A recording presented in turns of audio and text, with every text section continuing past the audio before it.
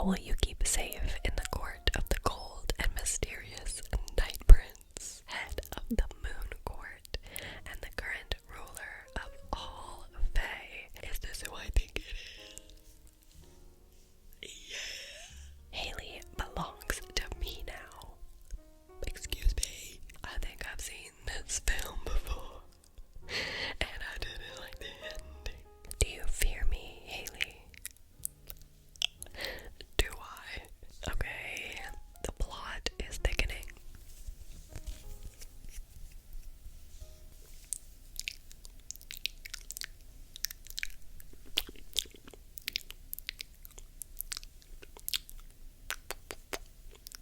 Hello everyone.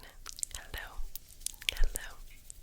Hello. Hello. Hello everyone. Welcome back to my channel.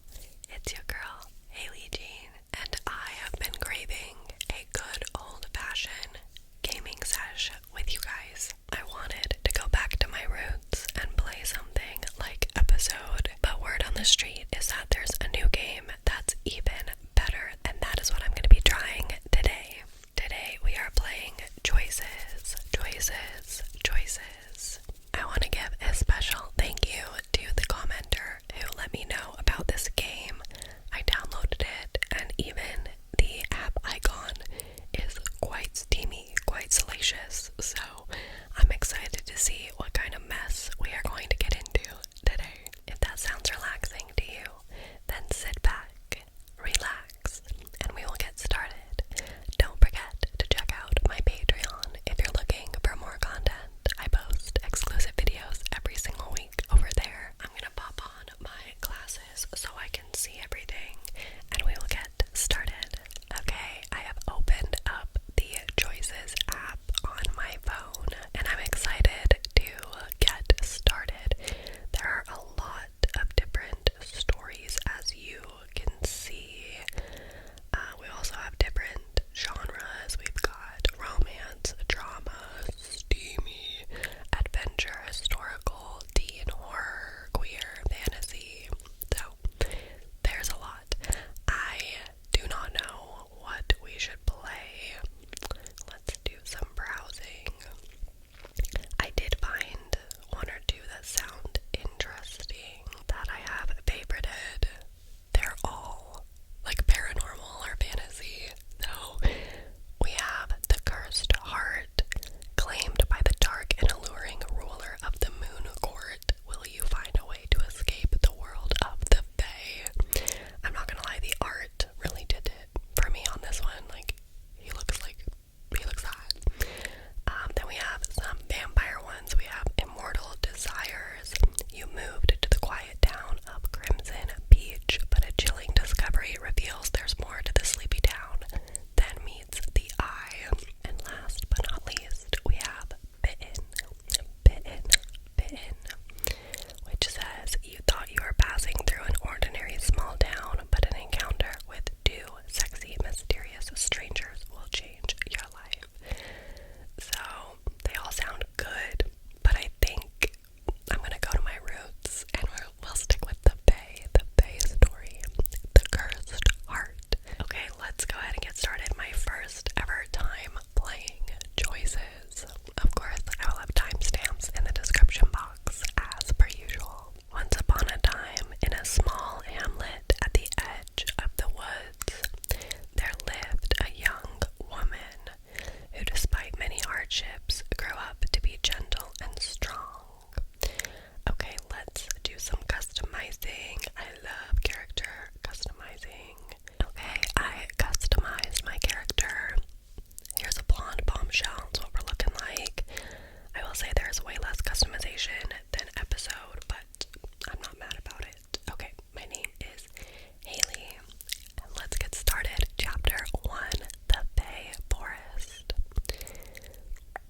The sun shines bright but cold through the ancient trees, settling on the forest floor in patterns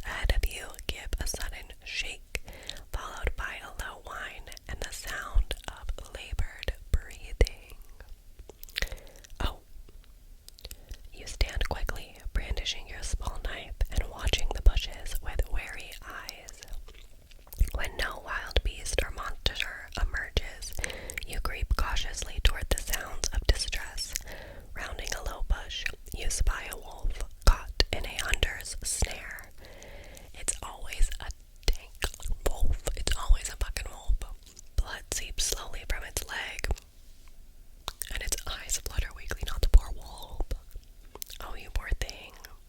As you come closer, the wolf's eyes fly open. It jerks towards you, growling and snapping. Grrrr. Grrrr. Ah. You drop your basket in fear, but the pain in the wolf's eyes grips your heart. You can't just leave it here to suffer and die. I'll try to calm it down. You lower yourself to the ground and show your hands, speaking softly. Shh, I don't mean you any harm, you poor thing. I'm here to help. Grrr. The wolf watches you with suspicion as you reach out to grasp the snare. You bite your lip, glancing at the ferocious teeth as your hands fumble with the trap. That's it, almost. There. The wolf limps forward, hackles raising it as it bares its teeth in a vicious snarl. Raw. Please, no, I was only trying to help you. The wolf lunges forward. Too scared to run, you squeeze your eyes shut, preparing for the worst. But instead of teeth closing around your throat, you feel strong hands seize you by the shoulders, moving you swiftly to one side. Oh. You open your eyes, realizing that you're no longer alone with the wolf. One black-clad arm is wrapped around your chest, holding you against a powerful figure that stands at your back. So the wolf was a man.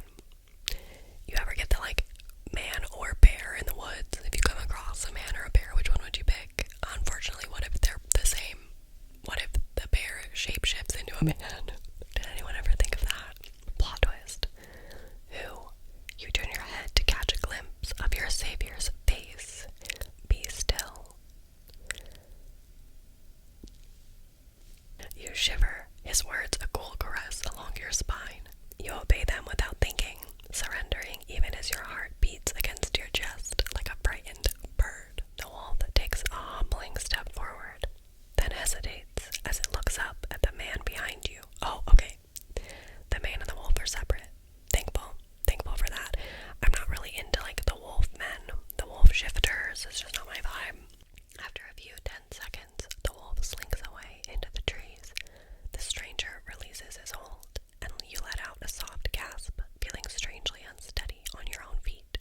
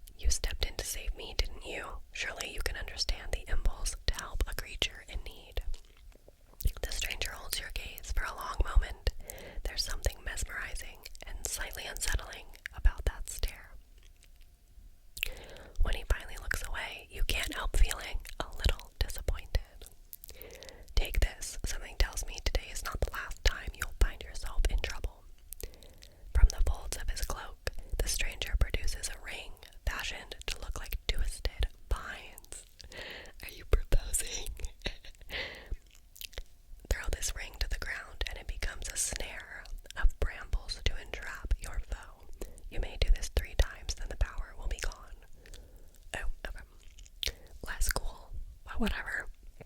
So it's a magic ring then. Yes.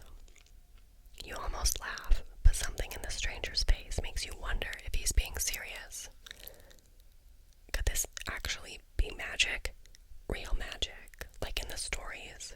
Kind of obsessed that this woman like sees this man wearing this like cloak. I mean, maybe this is set in like the past tense, but I don't know, if I saw a man wearing like this black bedazzled emblem cloak, I would be like, yeah, we also did say that he was our hero. This is a most generous offer. Why give such a treasure to someone you just met? The stranger's eyes flick up to yours again, and your pulse quickens. Such a soft heart will get you killed in this place. I would rather know that you're safe. Okay. Oh, I will accept the ring or be fine without it. I do like the ring, but I feel like I need to spare my gems. I feel like I'll be fine. We'll be fine. He'll come save us, right? Like he'll Edward Cullen it if we get into trouble. The stranger stares at you for a moment longer, then shakes his head and returns the ring to his pocket. I gotta save my gems or something good. So be it, but if you insist on entering these woods, you should at least have your wits about you. You did not take the bramble ring. A chill wind rustles through the trees, and for a moment you catch a glimpse of the sky, streaked orange with the first blush of sunset. Oh, I didn't realize how late it was. Forgive me. I must be headed home. Thank you kindly again. Farewell. Do not try to antagonize any more wild beasts on your way. You dip your head politely and turn, scooping up your basket and hurrying back towards home. Bye, sexy wolf man. See you later. At the edge of the woods, you pause, looking back over your shoulder. The stranger is gone, leaving only deep shadows and shifting leaves. Oh, I never asked his name. I have a feeling we'll figure it out. Something about his words brings back memories of another warning long ago. 15 years ago. How many times have we told you, Haley, you are not to enter the woods? Oh, it's giving one dark window. You stare guiltily down at your feet, covered in dirt from your day in the forest. I'm sorry, Papa. I was just trying to find the magic herbs. Magic? What are you talking about, girl? Delve, you and Mama. Everyone says the Fey Forests got magic herbs that can make people well again. Father runs his hand over his face as he crouches before you. You risk a glance, and in the late afternoon light, he looks very tired. Haley, I know it's been hard since your ma and I got sick, but there's a good reason the village walls got all that iron in it. One step over that wall, and you're at the mercy of fey tricksters, spirits, and worse. Sexy wolfmen. At night, a wicked winged creature prowls the trees, looking to gobble up stray children. Why's the winged monster so mean, Papa? Because it's a monster. It's the nature of monsters to be wicked. Well, I wouldn't let the monster eat me. Period, queen. I would teach it to be nice. Maybe the monster is mean because it doesn't have any friends.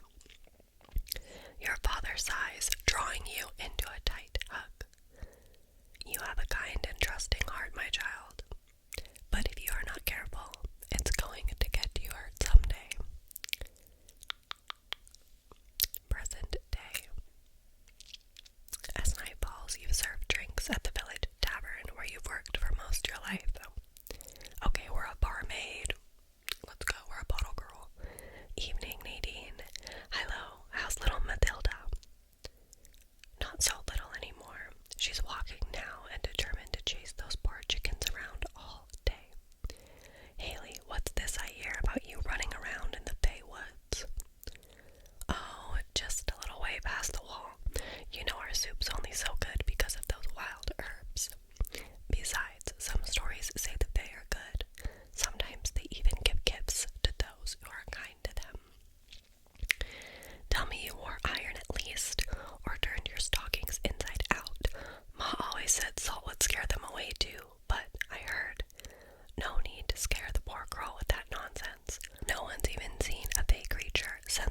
man's time. Nonsense. You know my cousin hasn't been right since he tried going hunting out there. It ain't pixies and giant fake cats making off with my sheep at night. Too bad the wall's too short to keep the wolves out. That would be useful. As you bend down to put their drinks, Arthur, the town drunk, grabs your arm and leers in your face. Are you on the menu tonight, gorgeous? I'll give Arthur a piece of my mind. You shake yourself free of his arm. You've been spending too much time around your pigs, Arthur, if you think that's the way to behave. Actually, I've met pigs with better manners. The other patrons laugh. Chastened, Arthur mutters angrily into his beer, but leaves you alone. You head back to the bar to catch your breath. Tamara, the old widow who owns the tavern, and who took you in after your parents had died, shakes her head. Haley, be a dear and fetch some water from the well out back. She shoots a withering glare at Arthur, still sulking, into his drink. And take as long as you'd like. I will, thank you. Outside, the noise of the tavern fades away into a quiet, cool, as if you've sunk beneath the surface of a moonlit sea. You breathe in the grass-scented air, taking a moment to compose yourself. I swear that man. Shaking your head, you move toward the well, a spot of deepest black against the silver-painted landscape. These descriptions, it's definitely like a step up from the episode writing. As you lower the bucket, something shifts in the darkness below. Squinting, you can just make out a faint red glimmer down at the very bottom. That's odd. Pulling on the rope, you eventually manage to scoop the strange light into your bucket. As you raise the bucket back up, the object slowly comes into view. Oh, we found a magic pearl, orb, gem, I don't know. Despite the cold water, the stone is warm beneath your fingers as you scoop it out of the bucket. Strange gemstone. It's glowing. You hold it up, marveling at the soft red light at its center, when the stone suddenly flashes a brilliant crimson, dissolving in your hand. The glowing mist flows inward, seeming to sink into your chest. A moment later, it's gone, but now there's a low, warm pulse thudding inside of you. What just happened? Your eyes find the low stone wall at the edge of the village, studded with iron spikes to ward off fey creatures and their wicked magics. On the other side of the wall, the forest looks wilder, older. Ghostly lights seem to dance between the trees. Magic. This must be, unless I'm dreaming. Something inside seems to tug you toward the ancient trees, and the lights flickering within.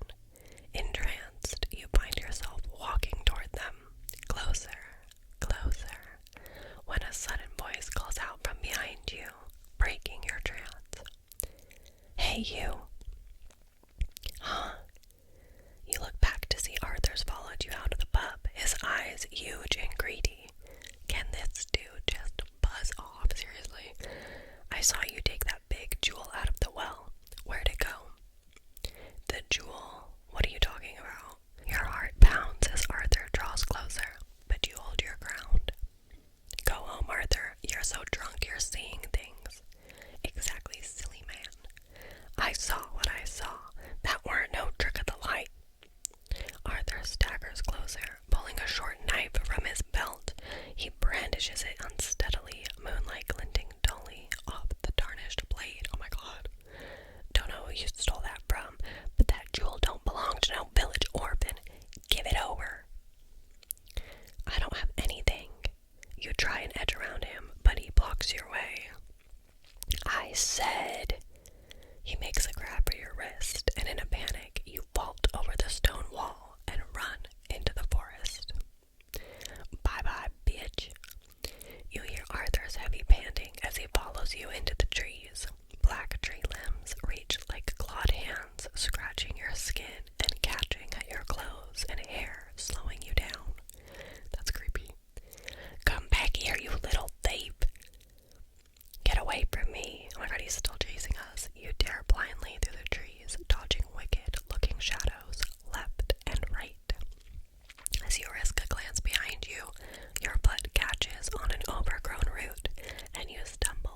tree, nearly falling.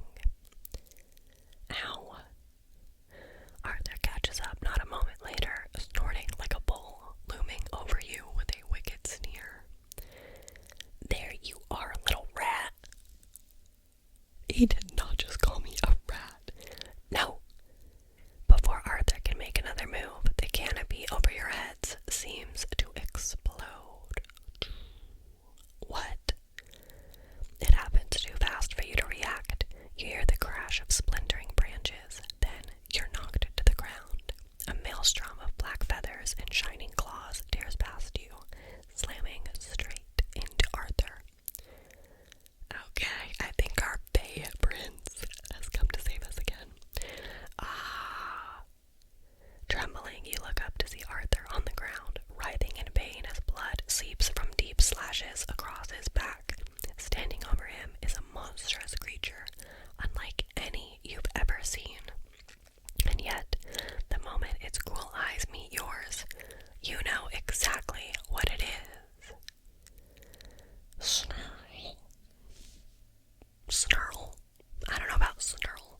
The winged beast. It's real. Arthur frantically swipes at the creature with his knife, which only enrages it further. Korea. These noises are killing me. It looks pretty cool though. Look at the big wings. I think that's our guy. I don't know what it is. Something about a wolf shifter doesn't do it for me. But if you can shift into like a dragon or a bird, something that can fly, oh hell yeah, why not? I have to run. Fuck Arthur. I don't give a about that guy. Seizing your chance while the creature is distracted, you turn away from the terrible scene and start sprinting as fast as you can. Nothing I can do for him. I have to get away.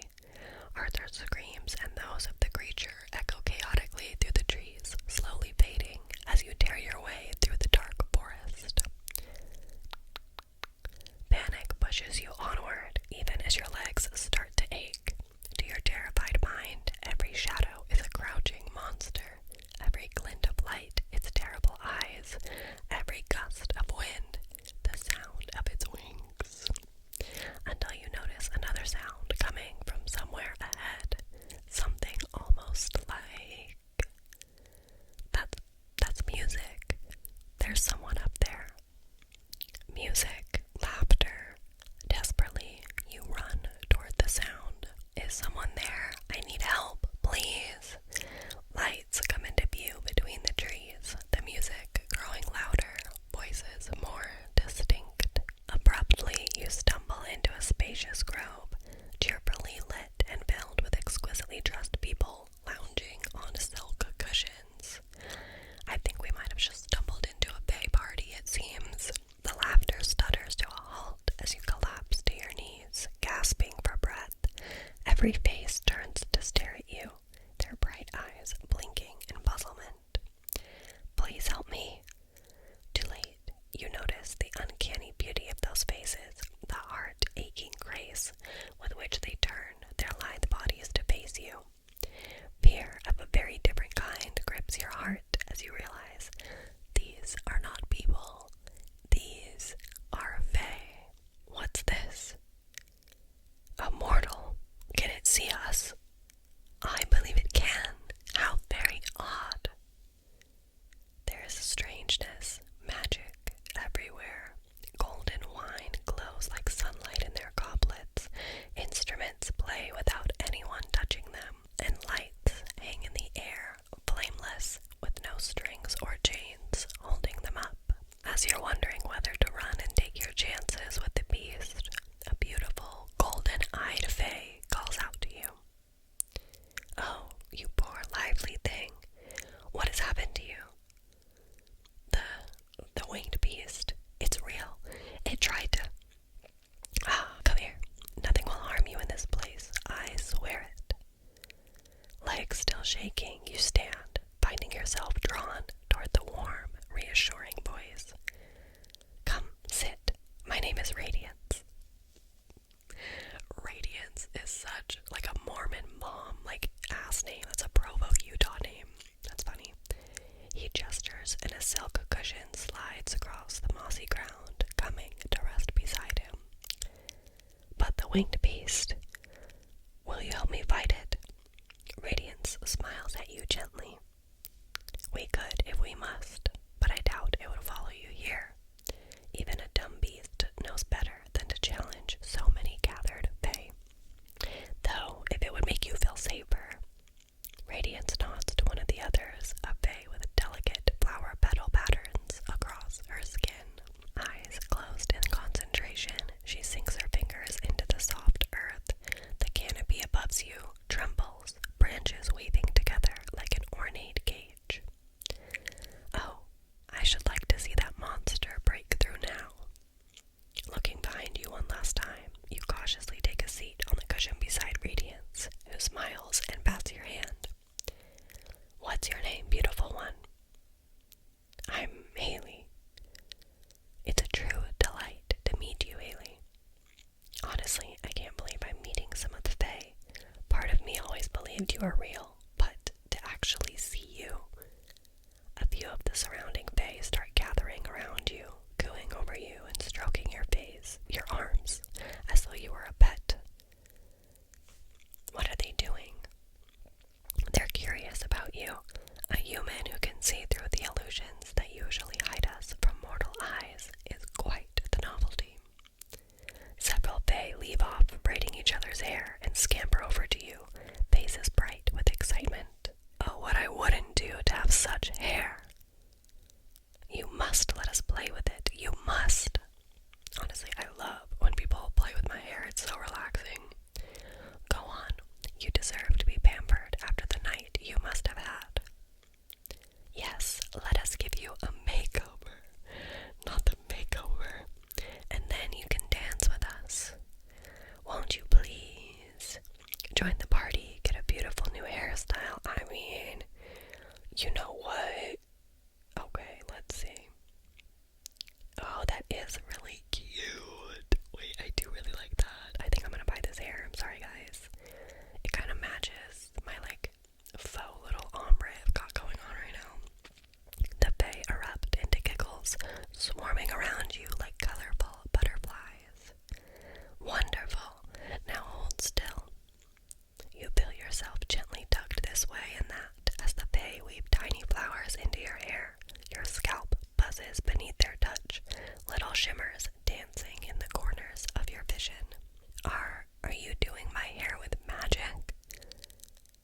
Just a little. You're going to adore it, I promise. One of them gasps with delight, taking your chin in hand to examine you closer. Hello. Such a sweet face. Oh, I could just keep you forever. Are all mortals as lovely as you? To be honest, you aren't the first to say so. Sheepishly, you avert your eyes, but the fae only giggle. Oh, look, she's shy. How delightful. Beside you, Radiance stretches luxuriously on the silken cushions, plucking a delicate candied flower from a nearby tray and offering it to you. You must be famished after all of that running. Try this. Ooh, candied flower. You take the flower, but only stare at it as Radiance watches you expectantly. Something the matter? We have other things if violets are not to your taste. It's not that, just, is it, will I? Haley wants to know if it's enchanted. Radiance. Poor dear doesn't want to wake up a rabbit or a toad or what have you. I don't mean to be rude. I was always told that fae food isn't safe for us. Well, that is certainly untrue, at least most of the time. You take a cautious bite of the flower, eyes widening in wonder as its delicate flavor melts across your tongue. Oh,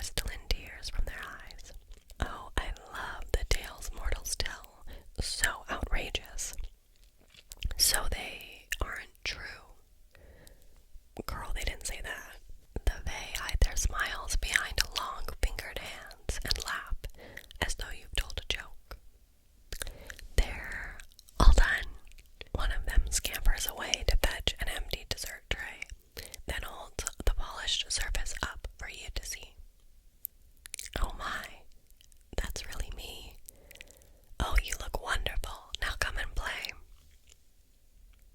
The Fae clasp your hands and pull you to your feet. They swirl you in a dizzying dance of glittering colors, ribbons, and silk flying past your eyes. Come on, Haley. Oh, I'm not really a dancer. We'll show you the steps. It's easy. Perhaps something to fortify you first. We have more than flowers to eat. Radiance gestures at the ornate gold and silver trays spread throughout the clearing. Many is still piled high with exquisite pastries and candied fruits. I'm gonna go with the girly pop. I'll dance. Two of the Fae who did your hair take you abruptly by the hands and pull you, giggling, into the swirling mass of tulle and ribbon and flower petals. Dance with us. Okay. You're spun this way and that, passed from one smiling lovely face to another, gallivanting between them until you're breathless. I think I've seen this film before, and I didn't like the ending. Music and light fill the clearing as you watch the Fae whirl each other around with wild, joyful abandon. Before you know it, the dance has swept you up, and you can't help the laugh that bubbles from your throat as you let yourself go, spinning beneath a sparkling canopy of Fae lights. This is the best night of my life. Finally, cheerful but exhausted, you beg your leave and find your seat again. Okay, thank God. I thought it was going to be one of those where you get stuck dancing forever and ever and you can never stop. Radiance follows, handing you a vine-stemmed glass. The liquid inside shimmers, a pale white flower floating on top. I don't like that this Radiance guy is always trying to shove food and drinks into our mouth. I don't trust you. I do not trust you. Honeysuckle tea to revive you. The tea is sweet and fresh, and you lean back, unable to remember a time when you felt so alive. With your new hair, you almost feel as beautiful as one of them. That's silly.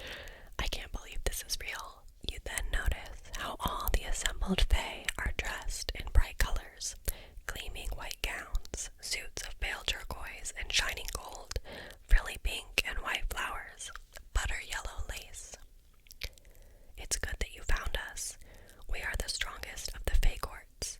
We embody the warmth of the spring and summer, of new growth and bright things. And parties.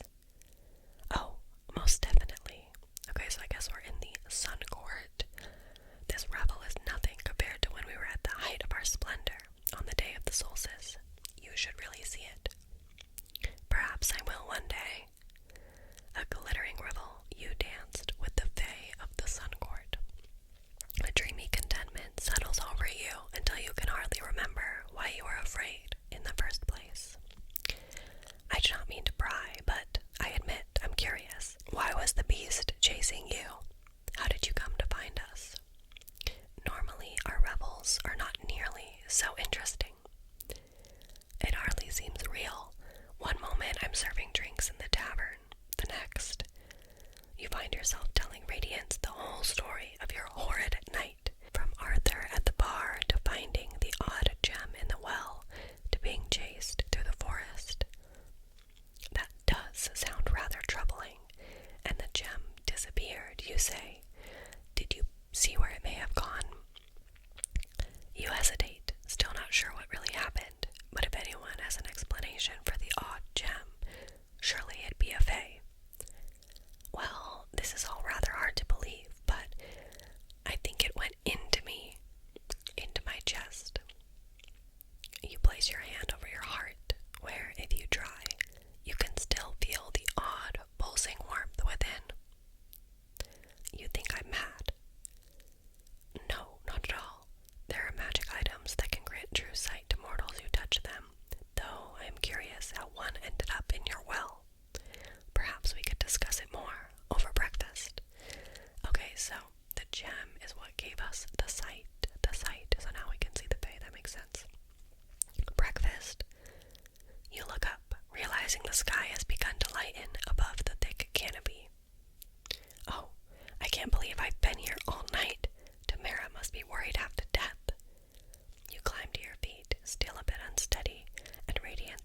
same, taking your hand gallantly to help you up. So soon? Oh no, we've only just begun the party. You can't leave yet. Please, stay. The Fae gather around you, clasping your hands and pouting prettily. Truly, I'm sorry, but I'll be missed before long. I promise I'll come visit again.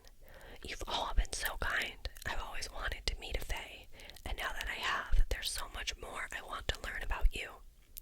The Fae smile hopefully, swinging your hands playfully in their own. Stay, and we'll tell you such stories, a new one, every night for the rest of your life. We have so very many stories, and no one to tell them to. Aster has already heard all of mine. Yes, and they're all so very tedious. I would love to hear them one day. May I come back another night? But how will you ever find us again? It's true, our lands are vast, and we rarely return to the same spot. Oh, I have a better idea. Why don't you come and stay with me in the Sun Palace? Radiance gives you a smile so kind and so brilliant, it almost hurts to look at. I'm the Day Prince. Of course you are. Of course you are. Head of the Sun Court, and next in line for the crown. You'll find no finer place to lay your head than my home. Tonight was only a taste of what your life could be. In my palace, you'll experience pleasures and luxuries beyond anything your mortal world could offer. He holds out his hand, and you gaze at it, wondering, so very tempted. The entire clearing seems to hold its breath, waiting for your answer. But before you can give it, it seems I've interrupted something. The assembled Fae draw back, revealing another figure standing at the grove's edge. Is this who I think it is? Yeah. I recognize that little braid in his hair. Okay. It is undoubtedly the same man who saved you from the wolf, but somehow more, as if the version you met earlier was but a shadow. Ooh, so mysterious. His features seem sharper, skin more lustrous, and without the cloak, you're able to see the fine, tapered points of his ears. Whispers dart around you as the stranger approaches. Radiance locks eyes with him, then, to your surprise, inclines his head ever so slightly. Haley, allow me to introduce you. This is Kieran, the Night Prince, head of the Moon Court, and the current ruler of all Fae. More my type. Yeah, definitely more my type, I think. I'm into this, Mr. Kieran. Ruler. He turns his gaze on you, brows knitting slightly as he comes to recognize your face. One of your playthings, Radiance. No one told me it was to be that sort of gathering. Oh, I'm not. Haley isn't mine. Not yet. She stumbled upon us by chance, and good fortune, too. Apparently, she ran afoul of a certain winged beast. Fear not, your majesty. I've offered Haley a place in my court where she will be safe from that horrid... Kieran moves before Radiance can finish, prowling towards you with a predatory grace. With a gesture, Kieran produces a shining silver pendant, seemingly from thin air. Silver pendant. Okay, the plot is thickening. Stand, Haley. You obey the command automatically, unable to look away from those eyes, so dark, so cold, and yet they burn. Slowly, deliberately, Kieran ties the charm around your throat, fingers brushing the sides of your neck. Even that light touch seems to crackle against your skin, making you gasp. Wait, you cannot just appear out of nowhere and lay claim to her. You may wear the crown for now, but propriety still states. Mortal, tell them of our meeting. All eyes turn back to you, the intensity of all those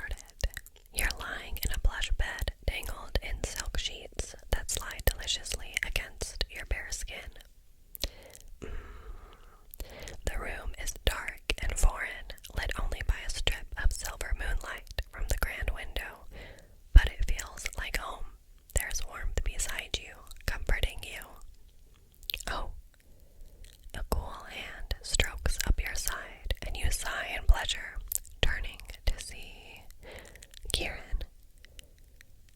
This is definitely like some horny dream that we're having, right? Excuse me. Not the full ab shot. His eyes are obsidian in the moonlight, fathomless pools that threaten to drown you. His fingertips glide slowly up your bare chest to your neck, and you shiver beneath his touch. The sharp angles of his face could cut you, and yet you are drawn to him like a moth to a flame, knowing you will burn and not caring at all. Why are you here? The Night Prince takes your chin in hand, his grip gentle yet firm, fingers like marble. Do you fear me, Haley? Do I? A little. The corner of Kieran's mouth twitches into what could be a grimace or a smirk, and then it's gone. Good. Come here. Your legs twine together beneath the silken sheets. You're so close. Kieran's breath seemed to be your own, his heartbeat pounding in your chest. It's not close enough. An ache swells inside you like a hunger, and a soft whimper escapes your lips. Excuse me. Kieran, please. Why are we having a steamy dream? I'm like blushing already. I didn't think this would be happening in episode 1. Kieran's embrace pulls you flush against his body, every muscle taut and hard beneath his silken skin. You sigh, arms encircling Kieran's body to trail fingernails lightly down his back.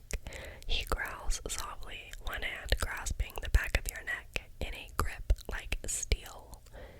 Does steel have a grip? I don't. Haley. Fear and wanting swirl together in a delicious dance, the moment drawing out into an eternity before you feel his tongue against your throat like a flame. Okay, if I'm being honest, like we're doing far too much. Like you can't get me with this. I feel like the steamy dream is such a cheap tactic. I'm actually just gonna skip. You pulled upright, gasping for breath. There we go. Heart still pounding like a runaway horse. It was just a dream, just a dream. You blink, realizing that despite waking from your dream, your surroundings are still quite strange. A vine-shrouded chandelier paints the furnishings with its warm glow. Rich fabrics drape elegantly over dark, lustrous wood, the luxury of it all making your head spin. Where in the world am I? Certainly not in the village. A sharp rap sounds against the door, yanking your attention away from your lush surroundings. Oh, who is it? The door swings open, and your calming pulse begins galloping anew as Prince Kieran strides into the room, his dark eyes unreadable. I see you're finally awake. I am, but I'm not sure what's happening. How much do you remember? It takes you a moment to search your memories of the night before, finding them hazy and ethereal. A dark forest, being chased in the night by a winged beast, the warm, unearthly merriment of the Fae revel. I remember dancing with the Fae. I let them do my hair. You touch it gingerly, feeling the small blossoms beneath your fingers, reassuring you that all of it really did happen. You remember Prince Radiance offering you a place in the Sun Court, and then your hand flies up to your neck, feeling the silver pendant still around your throat, still around your throat. You claimed me. Good. You remember that part at least.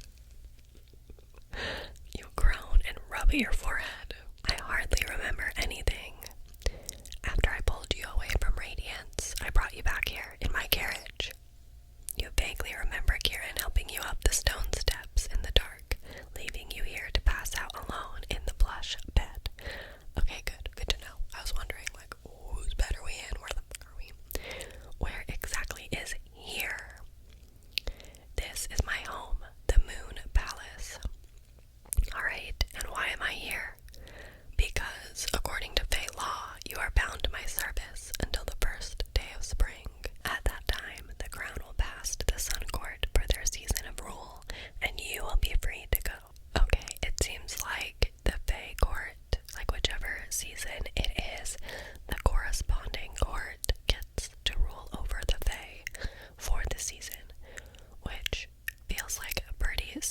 set up for world building, but I've actually never read a story with that before, so I like that. I think that's pretty interesting.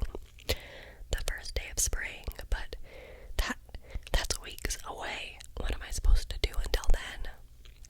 Make yourself useful and keep out of my way. His tone is cold, almost bored. Anger bubbles up inside you, making you brave. Is that so? And what if I refuse? Kieran shrugs. Refuse whatever you wish. Do whatever you wish. I don't care. You may do anything but leave. Fuming, you reach up to untie the charm he placed around your neck last night and find you can't take it off. Pum pum pum. What is this? A shackle? A warning. Any fae you meet will know you belong to the moon court. When your obligation is ended, I will remove it. Until then, how dare you? You barely see him move, and then Kieran is suddenly standing beside the bed, looming over you with one hand braced on the headboard. A lie. Do not interrupt me again.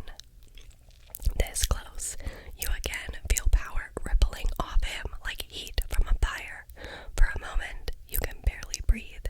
Every instinct is screaming at you to fight, to flee. But instead, are we going to fawn? Well, almost every instinct. You will not leave the castle grounds without my express permission. You will address me as your highness or my prince. You will stay out of my way. Kieran runs one finger along the ribbon that encircles your neck, your skin tingling at even the slight contact. Then he moves back, and the air returns to your lungs. Most importantly, you will not leave the castle at night. That is, unless you wish a certain winged beast to make a meal of you. Oh my goodness, he's so angry. He turns abruptly to go, paying you no more heed. He pauses at the door as if to add something more, but then scoffs and leaves. Bye-bye. To hell with this. You wait until you hear Kieran's footsteps fade, and then throw the bedclothes aside and make for the exit. We don't give up. We're making a run for it. You race down an empty staircase and wind through a series of oddly quiet halls with your heart racing. There, the door. You push open the heavy door and escape into the palace grounds, overgrown and long neglected, only to find yourself stopped by wrought metal gates locked up tight. No. You choke back a sob of frustration as you look around at the stone walls surrounding the palace, too smooth to climb. You're about to give it a try anyway when a cheerful voice calls out to you. There you are, dear. You turn, yelping, as you see the owner of the voice headed toward you, a huge bear in a bonnet and a dress, walking on her hind legs. Well, hell yes. I love to meet a bear in the woods. Yes, I do. Can you help me? The bear smiles, almost kindly. For a bear. That's why I'm here, my dear. I know all of this must be terribly confusing, but there's no need to be afraid. And while I'm sorry to say I can't open the gate for you, I'll help you in whatever way I can. The bear's words are so sweet and gentle, you feel yourself absurdly calming somewhat. Thank you. I suppose it's nice to meet you. My name is Haley. So happy to meet you as well, dear. My name is Longclaw. I'm the housekeeper here at the Moon Palace. When your maid is a bear, why we got these bears doing work, you know what I mean? She does a remarkably graceful curtsy. How does a bear become a housekeeper? That's my question exactly. Oh, I'm just like you, dear. Another stray adopted by the Moon Court. Come, let's get you dressed. Lots to do today. Okay, Longclaw's her own little personal assistant. She coaxes you back to your room, and despite her frightful appearance, her warm presence is a comfort in this forbidding place. I'm not exactly a stray, you know. I have a home to return to. Longclaw pats your shoulder,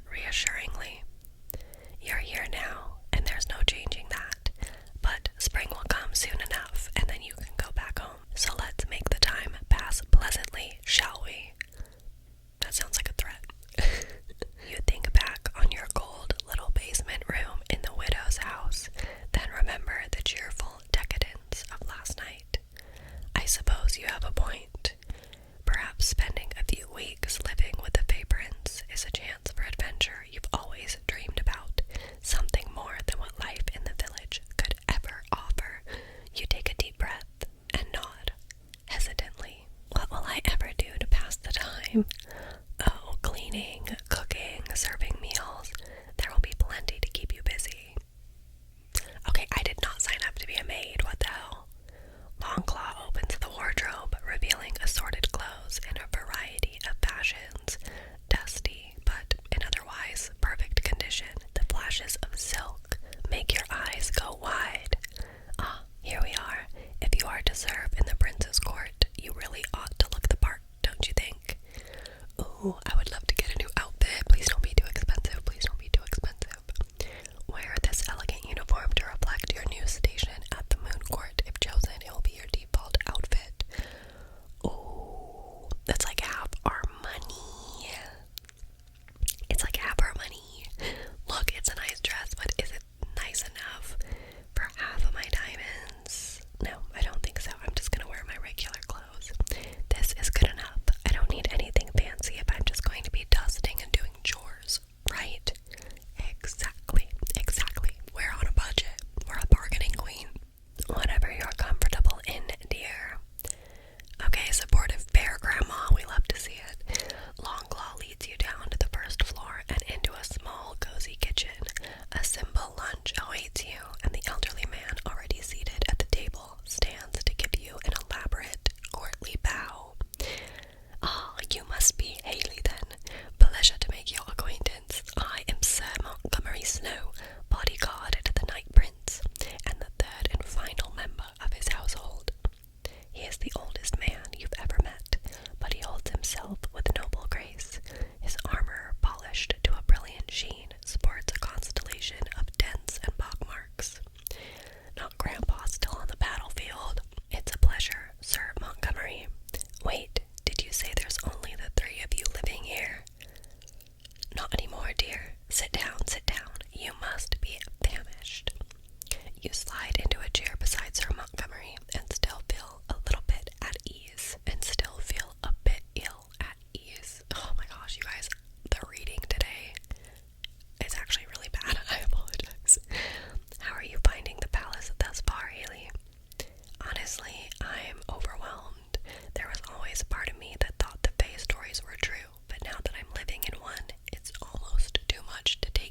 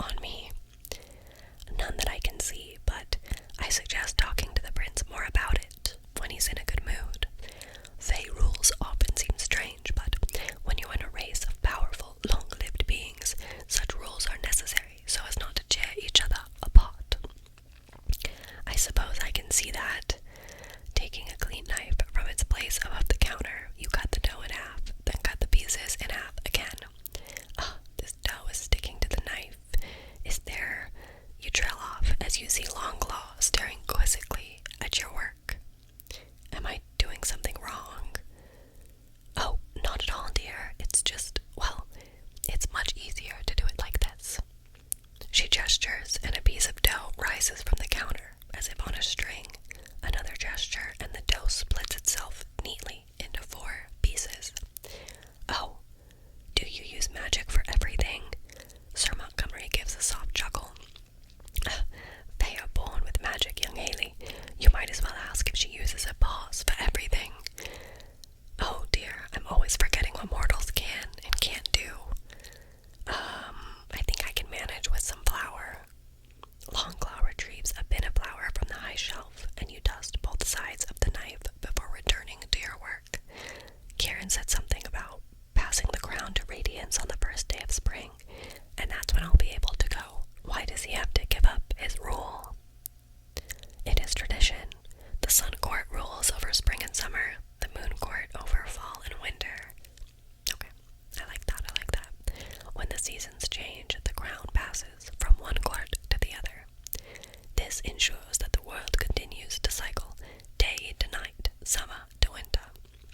Whoever wears the crown becomes ruler of all Fae for 2 seasons, and then power shifts back again. So, you're telling me Fae control the seasons. Think of it as the 2 courts representing great elemental forces. The interactions between them are what keep the forces in balance. Does that make sense? Not particularly. So, all the Fae that I met at the revel were members of the Sun Court. Why is it that there are so many of them, when you gesture vaguely indicating the all but abandoned palace around you? Sadly, while Prince Kieran may currently be ruler of all Fae, the Moon Court is very nearly extinct. I dare say that may be why our dear prince took the opportunity to snag you up. Longclaw nods, bending to remove a large roast from the oven. The Moon Court has always had a habit of taking in misfits, orphans, and strays that have nowhere else to go. With a pang, you remember the days right after your parents died, the feeling of being all alone in the world. Oh my god, we're an orphan. You said that before. How did you come to live here, Longclaw? How do you know so much about the Fae? I was Fae once, before I was cursed with this form. Oh, she's cursed. Got it. Truly, what happened? An accident. This land can be dangerous and unpredictable, even for one of the Fae. Longclaw delicately carves the roast into thin slices, her eyes looking at something very far away. I never realized Fae could be cursed too. I wonder how it happened. The bear maid. Oh, it's like a mini story, how cute. There once was a Fae maiden, as gentle and sweet as she was lovely to look upon. She was destined to become the head of her family, but much to her elders' dismay, the maiden had no mind for politics. While her peers formed the tangled alliances, the maiden preferred the company of her house servants. She loved helping the cooks and gardeners with their daily tasks, and was often caught with her silk sleeves rolled up elbow deep in a flower bed or bowl of bread dough. Most of all, she loved to spend time with her little brother and their young cousins, much preferring their innocent games to those of the court.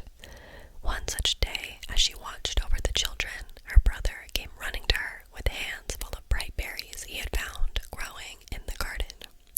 Too late, the maiden discovered that the berry bush had been enchanted. Barely had the first bite touched her lips when the maiden found herself changing. Her graceful fingers became terrible claws, her smooth skin a coat of coarse, shaggy fur. Hearing the children's fearful cries, the maiden's own guards came running to find a massive bear standing over a pile of shredded clothes. They're not going to think that she did anything to the kids, are they? Believing their lady to be dead, the guards charged the bear with blades drawn. Terrified, she ran into the woods. For many years she stayed there, living as a beast, until the day she wandered by chance onto the grounds of the Moon Palace. Caring little about her fearsome shape, the Moon Court soon recognized the strength of her character and welcomed the maiden into their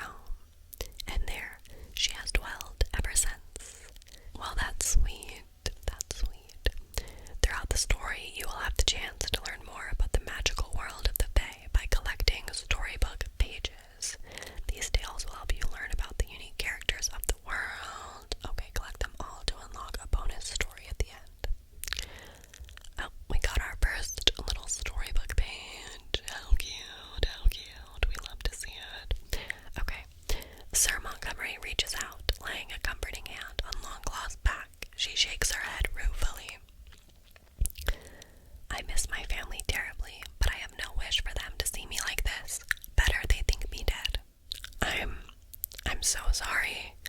Thank you, my dear, but it was a long time ago. Longclaw busies herself making a platter and pouring a pitcher of wine as you finish cutting up the dough in silence, your thoughts turbulent. You'll be serving the prince's lunch today. He'll be in the main dining hall. I guess this is my job for the next few weeks. Or years. You sigh resignedly, cleaning your hands in a basin before accepting the heavy platter. Oh, and be sure to stand by in case he wants anything more. Fine. In the dining hall, Kieran sits alone at a long mahogany table that could easily seat 20. The room is opulent, with a grand arched ceiling, but it reeks of melancholy and many decades of neglect. A cool silvery mist swirls around your ankles, as in your own room. Flowering vines creep along the walls and ceiling, as if the forest outside is trying to swallow up what's left of the palace. Longclaw sent me with lunch, Your Highness. He doesn't look up, not even when you put the plate down in front of him and fill his goblet. I'll just be over here in case you need something. Kieran eats in silence, barely acknowledging you, except to hold out his goblet when he wishes a refill of wine. Is this what counts as a good mood with Kieran? He holds out the glass again, figuring this is as good a time as any. You steel yourself for the conversation ahead. Girl, I don't know if now's a good time. Let's appeal to his logic. You finish pouring, and Kieran lifts the cup to his lips. Prince Kieran, you told me to be useful and stay out of your way. I can't see how I'm any more useful than the servants you already have. You gesture to the large, empty room. It doesn't appear that you actually have a use for me, so what's the point of keeping me here when I want to go home? He's like, girl, come on. For a moment, you swear you could see a flicker of regret across his face, but then it's gone. We are both bound by the laws of the Fae. Both of us. You were the one naive enough to enter the woods unprotected. Be glad I claimed you before someone worse snapped you up. There are Fae worse than you. He narrows his eyes in warning. Mortals who catch the eye of the wrong Fae have had a bad habit of disappearing, or worse. So you think you did me a favor? Kieran fixes you with a heated look and doesn't answer. You grip the pitcher tight, wondering if you've pushed your luck too far. Still, you had no right to... Do you fear me? Not the flashback to the dream. Do you fear me, Haley? Kieran, please. You drag yourself back to reality, your face flooding with sudden heat as you struggle to focus on what Kieran is saying. It must be the Fae magic that makes it hard to look away from him. What am I doing? You force yourself to meet Kieran's eyes, feeling stripped bare by the intensity of the gaze. Believe me when I say that there are things outside this palace that you should fear far more than me. But this place need not be a prison, Haley. This palace is old and empty, but not completely without its comforts. There is warmth to be found here. Pleasure, even, if you wish to look. Oh, what does that mean? What does that mean? You find yourself growing distracted by the memory of being in bed beside him, remembering how his tongue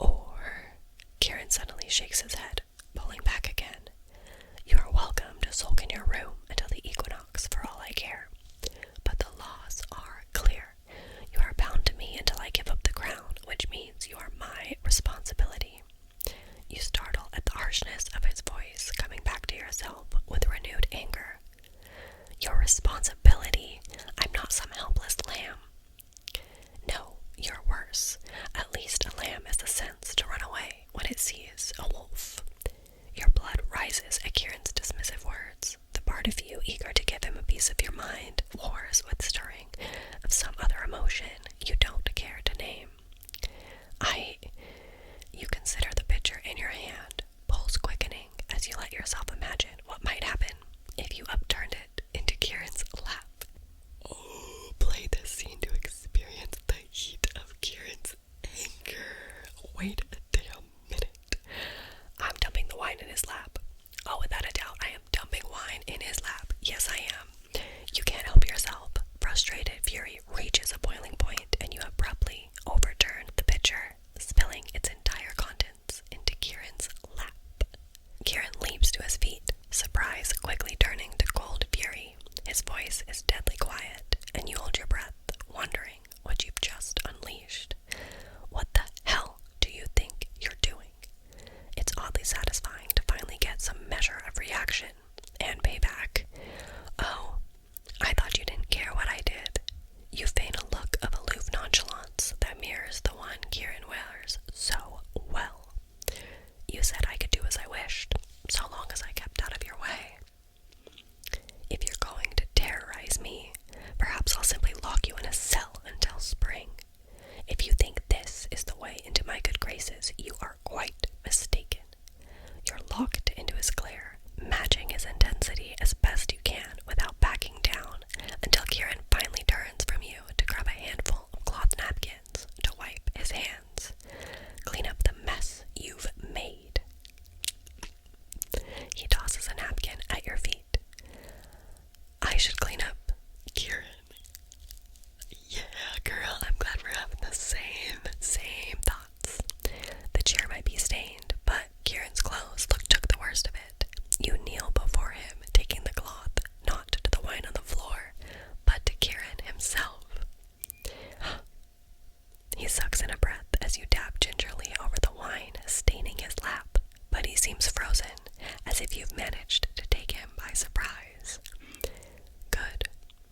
Unsure of what's taken hold of your senses, you press the cloth firmly against the front of Kieran's hip bone. You circle inward, moving fractions of an inch at a time, until you crest the front of his pants and feel the swell of flesh beneath, until... Stop. He catches your wrist, instantly stilling your hand, and pulls you to your feet. Your entire body trembles. He searches your face for a moment, as though trying to read something in it, and then abandons the effort with a scoff. You're the most troublesome mortal I've ever met. So then, what will you do about it? In a flash of movement too quick to see, Kieran takes your chin roughly in hand, forcing you to look at him. Your entire world narrows to the glittering black pupils of his eyes. Ah! You can't help but recall a similar moment from your dream, and how it made you feel. Keep acting this way, and you will find out. The soft, menacing growl of his voice sends a thrill straight through you. Half fear, half pleasure. Part of you does want to find out. You are a member of my household now, and I expect obedience. Is that clear? Locked in his gaze as if ensorcered, you can hardly dare to breathe, let alone come up with some witty retort. Yes, very clear, my prince. After an eternity, he releases you and stalks out of the dining room, leaving your heart racing and hands trembling. The tension. Okay, choices. I see you. That night, when the palace is eerily quiet and deadly still, you lie awake in your room. I wonder if everyone's asleep by now. You throw back the covers and pad softly to the door, fully dressed, easing it open. I don't care what the pompous creature says. He can't keep me here. Oh, we still have not learned our lesson, have we? We move quietly through the corridors, heading to a small side door we noticed earlier in the day. There's got to be a way out. The door surprisingly gives way, and you tumble out into the moonlit garden. A chill breeze sweeps past as you step outside, swirling with tiny motes of light and smelling of flowers and ancient earth. You shiver. There's always got to be like a magical garden, you know what I mean? Maybe I should check around the way for the servants to get in and out of the grounds. I just have to find it. You head back to the castle, hoping to find some less fortified exit. Instead, you find an overgrown garden. You squint, making out what looks like a smaller gate past the thicket of wild, neglected hedges. Please be unlocked. Suddenly, a shadow falls across your path, blocking out the light of the moon. On instinct, you throw yourself to the ground as massive wings beat the air into a maelstrom just above your head. The winged creature is back. I wonder why. You scramble backward until the cold stone wall hits your back. The beast that haunts your nightmares spreads its monstrous wings, blocking you in, fixing you with its murderous stare. No, please. Terrified, your plea comes out as a mere whimper. No one knows you're here. No one is coming to save you. The beast's cry pierces the frigid night air as it advances, trapping you with no escape. Scream. No. Trapped and alone, can you find a way to escape the winged beast once more? Dun dun dun. Alright. That is the end of chapter 2. I'm happy with the choices we made. I'm gonna lock it in, collect my rewards. Okay, that was really fun. I had a really good time. It definitely gives similar vibes to episode, but it feels like it's a little bit more in depth in terms of writing quality, and the chapters are a little bit longer, which is always nice for the videos. Okay, well, I think that's it. If you want to see a part 2 to this video where I continue the Cursed Heart and we read chapter 3 and beyond, then comment below a crow emoji, a crow emoji in the comments below. And hopefully